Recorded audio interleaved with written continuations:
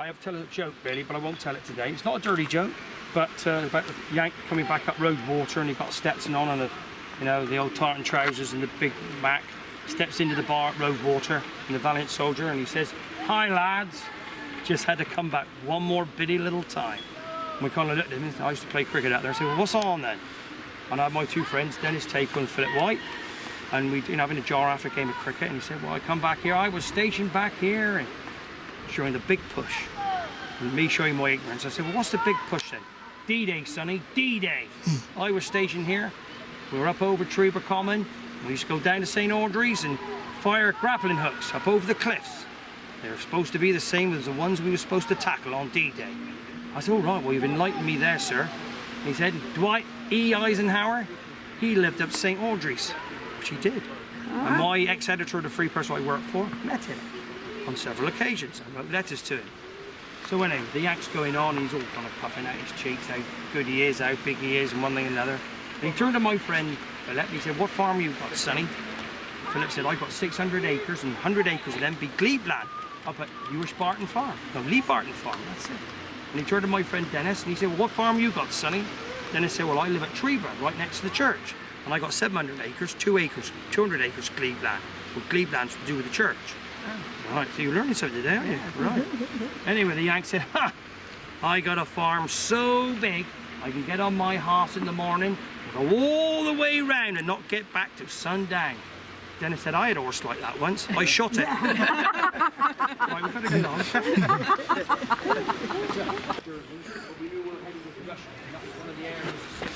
Has there been any sign of the Red Arrows?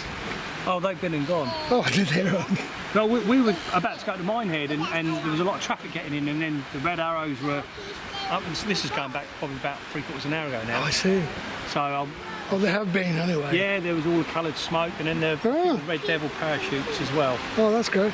But- I'm with that group, so I don't like to lose them. I'm glad they've cut them anyway, thank you. Yeah, they definitely. The original harbour was in and around the mouth of the river. So that was the original harbour, that's the medieval harbour. But this was all backfilled in to make way for the mineral line. And they'd come in there. There's the station house there. The one with the round window is the station shed. And the big house to the right of that, where Murphy lives, that was the kind of the hotel. But this was the mineral line station. And at one time there was more stations on the mineral line than there was in Somerset. Because it stopped here, Kentsford, Washford, Lower Road Water, Higher Road Water, then you got to the bottom of Luxborough, then you got to the incline, what they call the Waters Mead, then you got to Coombe Road, places like that. So, yeah, and it was a narrow gauge railway. And it was doing Mining. mining. It's mining, so they used the full carriages to go down, and the empty carriages to go up, and then they had a little small train at the bottom of the incline to bring them back this way. So why did they have to stop then? Because it was cheaper to get iron ore from Canada than it was to No, get no, it. I didn't mean, why did the train have to stop on its way down? Well, because it was used as passengers as well. Oh, passengers? Yeah, it's just Oh, what minerals really? is passengers Oh, as well. I thought it was just yeah, the you know. iron ore coming And it was down. quicker to get on the train and try and come down through. The roads were not very good. No, So, with the awesome well, if you go to the cricket ground at Roadwater, if you look across to where the river is, and you've got a bank, and that bank is the mineral line, and the pavilion is on the bank of the mineral line. And if you go further up to Roadwater past the village hall and turn left, which they call Waters Mead, you can just see the last remnants, I can't say it, the last part of the ribs of the bridge, the narrow gauge railway that crosses the river there. When you say narrow gauge, it was only narrow gauge up in the hills. Was it? What was it? Standard gauge, Standard down. same Well, as the he knows West he's a railway Somerset. man, but, yeah, it still wasn't very big, though, was it? Because they used to bring the rolling stock down on the West Somerset and transfer them straight Right, onto so these I rails. don't know everything. Write that down. No, I won't. He'll be here next time I do it. Right, we move on. So, this was the mineral yard. I have got a picture here. I'll find it. There we are. That's about where we're standing now. If you come this side, you'll see it. Right. And they used to use There's Murphy. horses too. Yeah, horses to pull it in around here. So there's the station. That's the station house, Murphy's. There's the round one there, which is the station engine house. And then the other one, either side of Ellicker's, Swayburns or the Indian, is there. So, and it run up through there.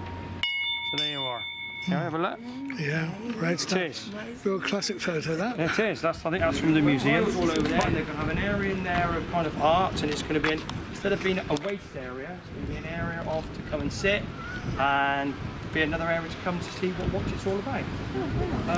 There was talk of a large mural. Is that going to go ahead? That's where it's going to be up there. Mural, tiles, and all sorts of things. And this is a base for that. Is it that grey? Yeah, they had to put that paint on to seal it so that would take. Good. Right. To talk about the man that lived in that house there, he sadly parted about a month ago.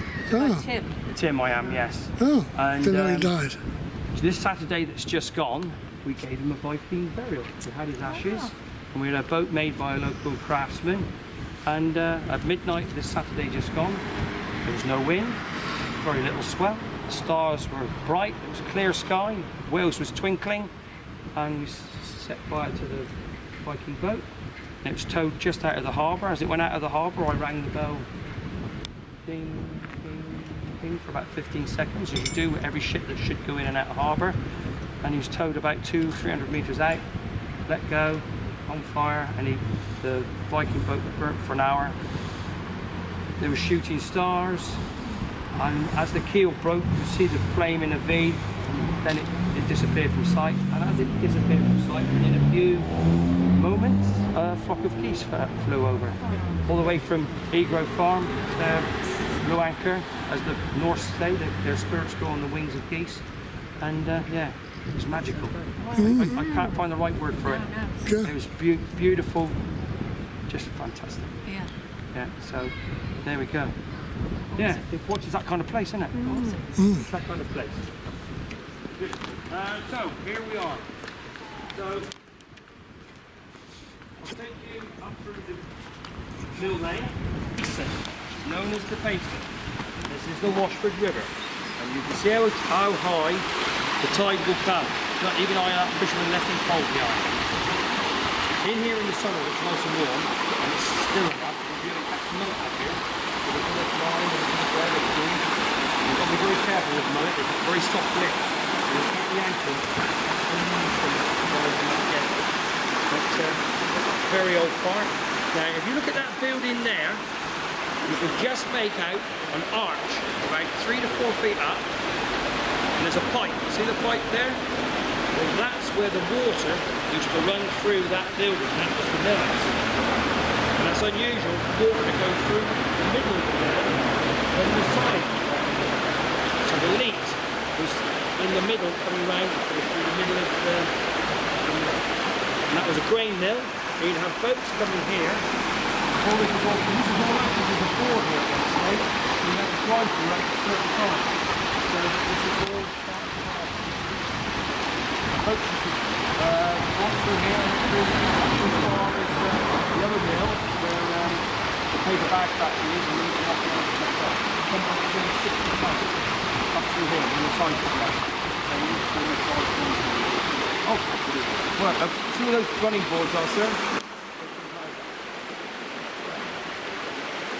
Used to flood like Billy-O here.